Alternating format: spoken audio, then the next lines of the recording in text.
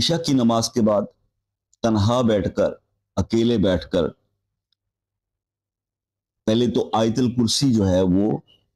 3 بار یا 5 بار یا 7 بار پڑھ کر اس کا حصار کر لینا ہے، اور حصار کرنے کے بعد آپ نے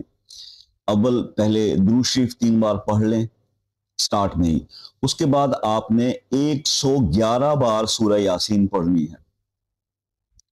اور یہ عمل آپ فجر کی اذان سے پہلے اس کو مکمل کر لیں، اور پھر آخر میں 3 بار آپ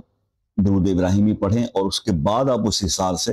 باہر نکل آئیے۔ اگر بیچ میں آپ کو ضرورت پڑ جاتی ہے باہر آنے کی حصار سے تو پھر دوبارہ حصار کریں گے، یہ اس کی احتیاط ہے۔